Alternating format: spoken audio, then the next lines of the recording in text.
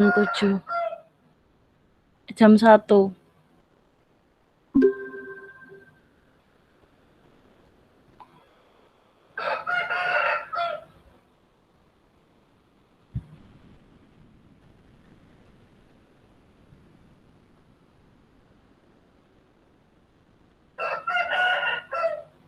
Oke.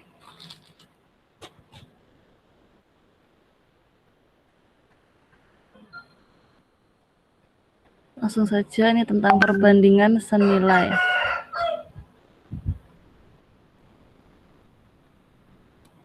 Apa sudah bisa melihat layar saya? Halo? Halo?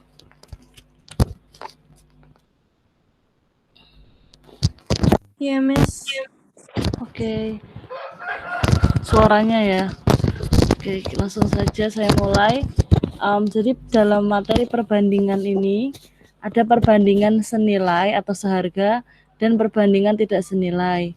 Kita mulai dari perbandingan senilai dulu. Ups. Wait. Yang ini. Nah, jadi perbandingan itu ada yang senilai dan ada yang berbalik nilai. Apakah ini termasuk perbandingan senilai? Coba kalian perhatikan baik-baik. Ada yang bisa menjawab mungkin apakah ini termasuk perbandingan senilai?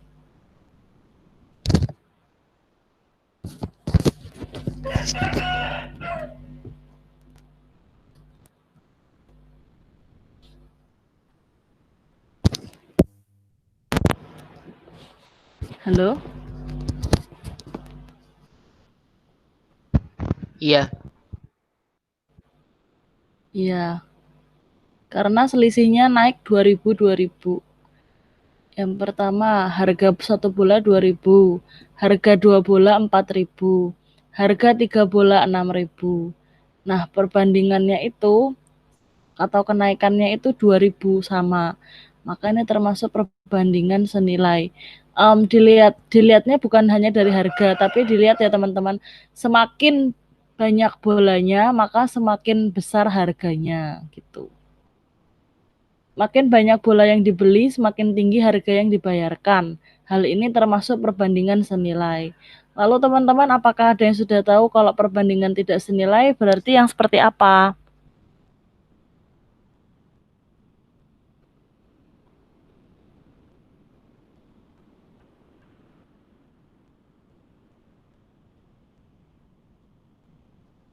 Ada yang bisa menjelaskan kalau perbandingan tidak senilai?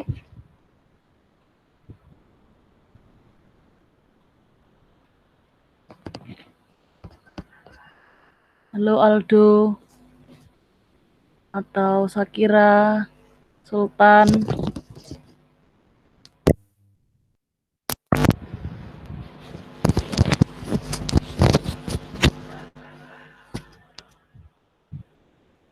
Oke, kalau perbandingan tidak senilai itu, misal semakin banyak barangnya, semakin sedikit harganya. Atau semakin, jadi berbanding terbalik ya, misal harganya naik tapi barangnya kecil. Tapi biasanya kalau perbandingan tidak senilai itu tidak dalam sebuah transaksi atau barang yang kita beli, tidak ada di seperti itu. Biasanya dalam pembangunan rumah, misalnya orang yang membangun rumah membutuhkan tukang, misalnya semakin banyak tukangnya, maka waktu yang dibutuhkan untuk membuat rumah itu semakin sedikit misalnya. Contoh ini perbandingan senilai ya teman-teman, kita masih membahas tentang perbandingan senilai. Jadi banyaknya bola, kalau satu bola harga bolanya 2000, 2 bola 4000, 3 bola 6000. Perbandingan 1 dan 2 bola. Misalnya ini mau dibandingkan ya. Jadi kita mau mencari kalau misalnya 1 bola 2000, maka 2 bola berapa harganya gitu kan. Sebetulnya kalau tidak memakai rumus perbandingan, kalian bisa memakai logika kalian ya. Satunya 2000, maka kalau 2000 tambah 2000. Seperti itu kalau dengan logika. Tapi di perbandingan sini ada rumusnya teman-teman, jadi bisa dibandingkan. Misalnya jumlahnya yaitu 1 banding jumlah yang ditanya 2 sama dengan harga bola yang sudah diketahui yaitu satunya 2.000 per X. X itu yang nanti dicari. Lalu kalian bisa pakai kali silang di situ untuk mencari harga 2 bola berapa. Nah ini ya 4.000 ini kali silang, 4.000 kali 1 sama dengan 2.000 kali 2. Nah ini hasilnya kan sama nih, 4.000 sama dengan 4.000, namanya kali silang. Gitu, temukan rumus matematikanya. Halo teman-teman, apa masih bisa mengikuti saya? Ya. Oke. Banyak jeruk nih juga dalam pembelian. Jadi dalam perbandingan senilai itu ada X1 per X2, Y1 per Y2. Itu hanya lambang ya teman-teman. Jadi X itu adalah banyaknya barang, kalau Y itu adalah harganya. Kalau mau mencari harga pada barang tertentu yang ditanyain, misalnya banyak jeruknya kalau 1 buah itu Y1, kalau 2 buah itu Y2. Y2 itu harganya. Sama pakai kali silang. Kalau perbandingan senilai selalu seperti ini bentuknya.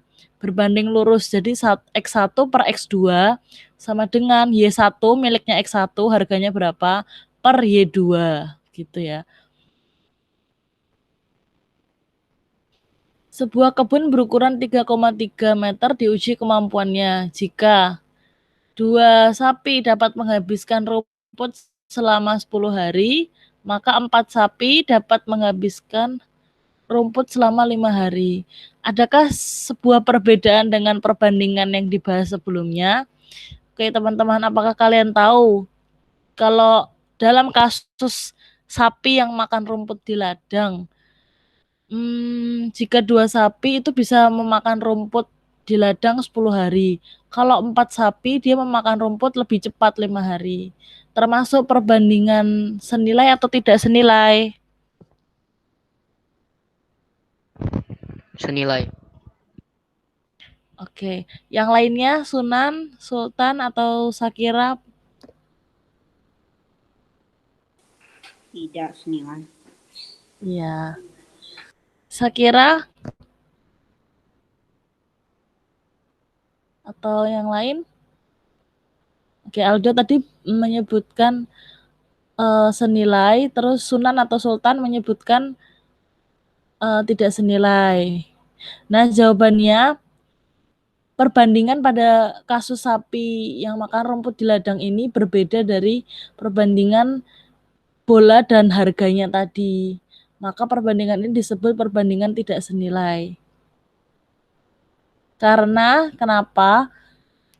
Semakin banyak sapinya, maka dia semakin sedikit hari yang dibutuhkan. Jadi dia semakin cepat. Tapi kalau sapinya sedikit, harinya semakin banyak. Sapinya banyak, harinya sedikit. Sapinya sedikit, harinya banyak. Kan gitu ya. Jadi bertolak belakang gitu. Nah, itu disebut perbandingan tidak senilai. Sapi atau kambing, ini disebut kambing ya. Makin banyak kambing, ternyata semakin sedikit hari yang dibutuhkan.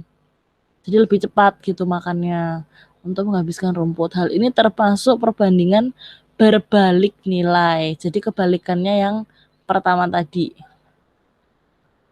Nah ini berbalik nilai.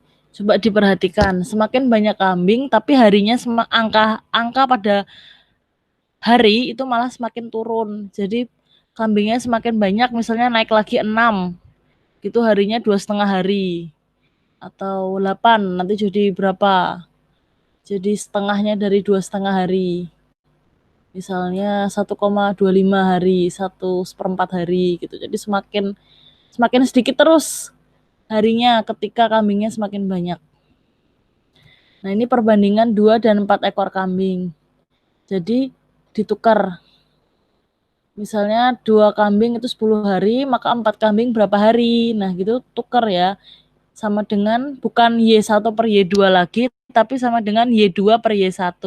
Jadi miliknya 4 yang dicari kan Y2 ya, Y2-nya diletakkan di atas.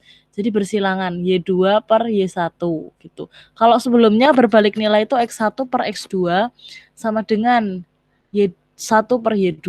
Kalau sekarang X1 per X2 sama dengan Y2 per Y1. Dibalik harinya. Jadi yang sederet itu bukan milik satu sama lain, tapi bersilangan gitu. Ini contohnya. Beda ya rumusnya teman-teman. Halo, apakah kalian melihat perbedaan rumusnya? Iya. Iya.